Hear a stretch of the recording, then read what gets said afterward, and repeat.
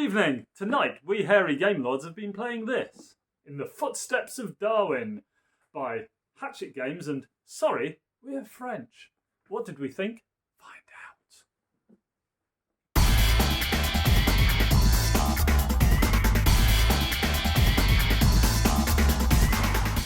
Hi, Dave the Grey. So, In the Footsteps of Darwin. We played this at the weekend at AIRECON, and then I bought it at AIRECON, brought it home, played it, and then we've played it again tonight. So, to be honest with you, probably already got my money's worth. But it's very pretty. So, you are one of Charles Darwin's apprentices, accomplices, helpers, following the beagle round the world, discovering all sorts of different animals. So you have 4 continents. You have Europe, you have Asia, you have Australia, and you've got the Americas. Don't remember Darwin going to the Americas, but hey ho. You sail HMS Beagle around the map, and it's very straightforward. You have a tableau of 9 squares, 9 animals, and you can pick any of the 3 from the column that you're on or the row that you're on. And whichever one you pick, that's how far forward the beagle goes, and that's where the next person gets to pick from. You get points for what's on the animal. You get points for filling up your rows, filling up your columns. You get points for some other stuff on cards, so compasses, parchments, lots of different ways to score points, but it's very straightforward. And even James managed to pick it up really quite quickly. So, absolutely beautiful. Dare I say it, slightly educational as well. Did you know that Calyphera is your common grasshopper? You what? You do now. Lots of different animals, because obviously 4 continents to go from. H. spinifer, that is the Asian forest scorpion. Got one of those at home. So, if you like animals, you like just beautiful artwork, and you like a nice straightforward game, and to be honest, 5 hairy game lords, and we played that game in half an hour? Yeah, really quick. Maybe 40 minutes at a push, but it is a really, really nice, quick, it just flows beautifully, and even us can't spoil it with AP. That is how good it is. So, I've played 5 games, I think, in the last 3 days, and you know what? I'd sit down and play it again right now.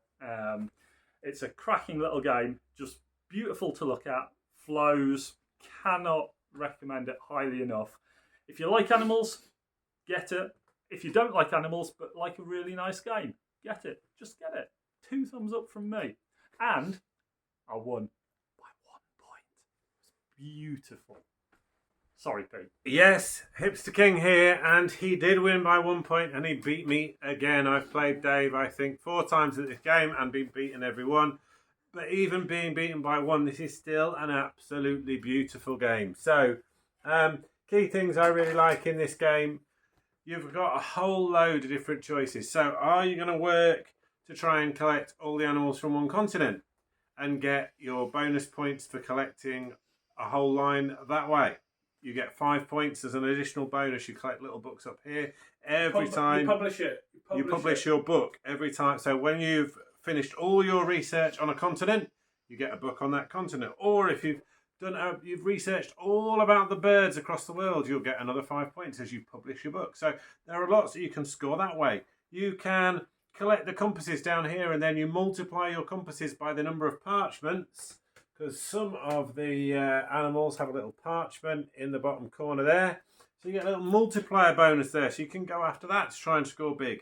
You also have these kind of end game chapters to your books that go beautifully down the side of your book here. And these all give you different points for scoring different things. So for all the mammals that you get, you're going to get 1 point. All your visible mammals, that's up to 4 extra points.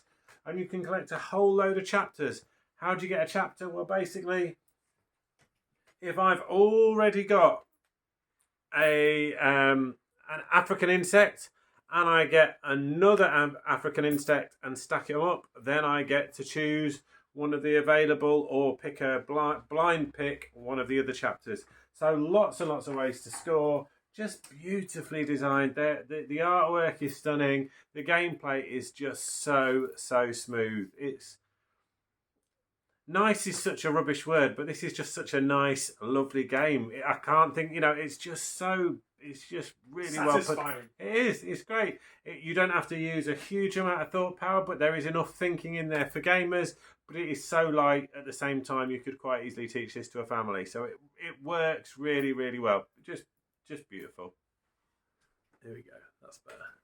I'm worried that she's going to go off into the Calextron.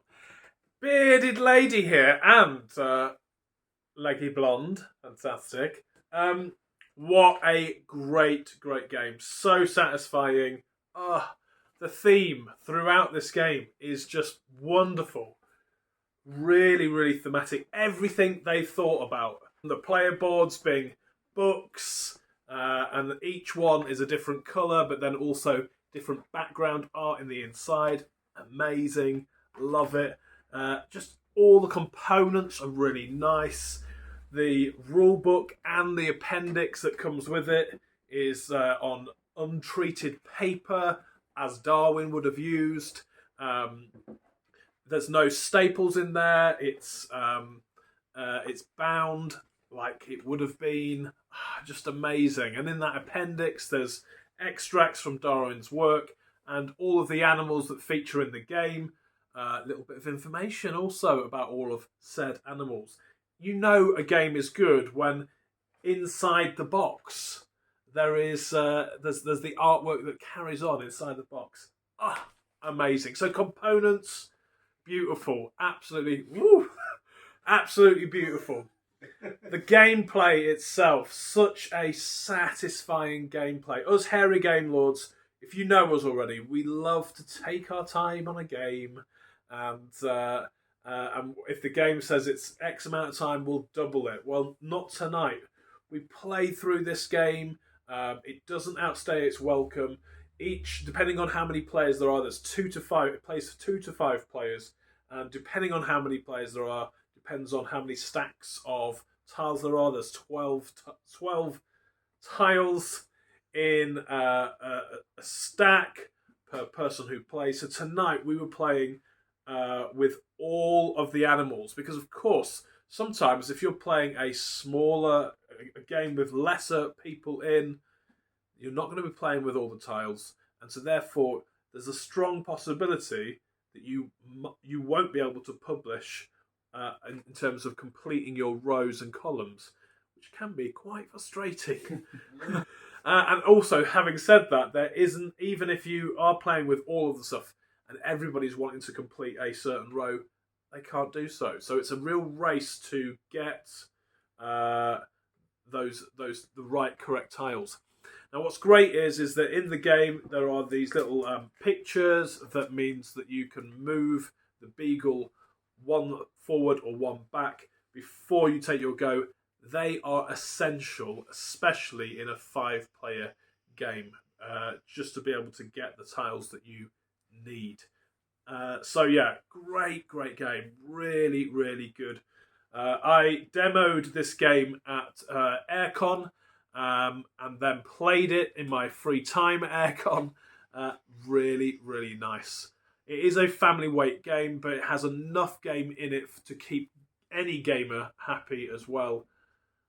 Certainly check this out and get involved.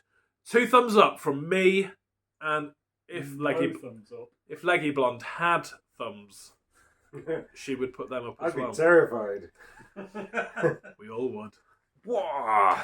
Slightly Betty James. So, I love a thematic game. I've just been perusing the books, which are very, very nice in my kind of spare time whilst I'm waiting to talk. And they are just gorgeous.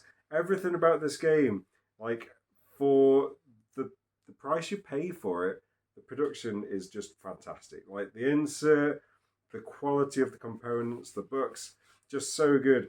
And I think the thing for me with this theme is, and I love a game where the mechanics reflect the theme of the game, the actual mechanics of the game where you're kind of like scooting around this little kind of like grid of squares and choosing a square that fits the things you want in, don't feel massively thematic, at least to me.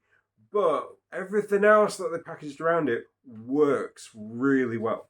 So this game is a very, I guess I keep saying this at the moment, but inviting experience. Like it's something that draws you in. It's one that it sets a beautiful tone for when you play.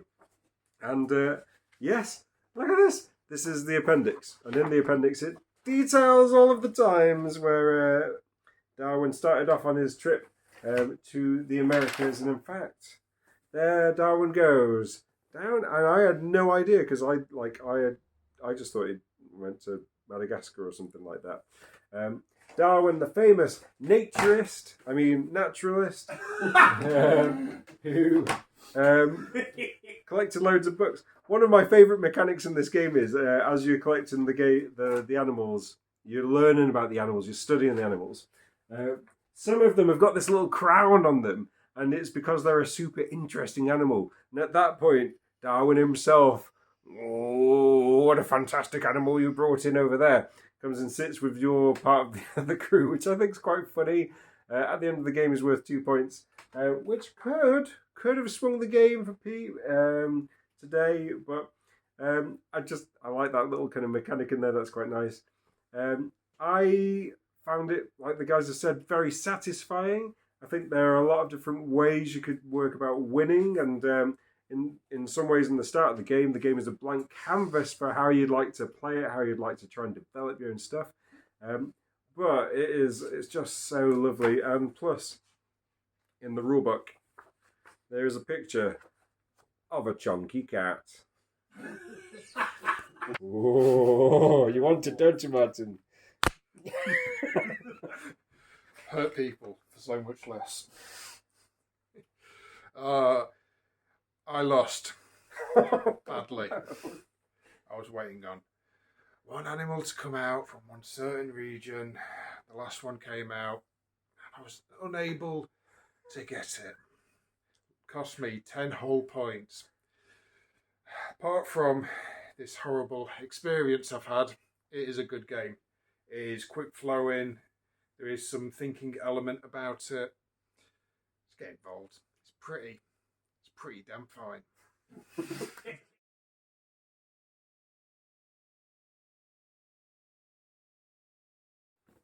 Good evening. Good evening. Tonight, we hairy game lords have been playing this. Can't even remember what it's called. In the concepts of Darwin. Gotta catch a ball. Never work with animals. Martin, you can come over here now. Do you want to hold Lucky Blonde?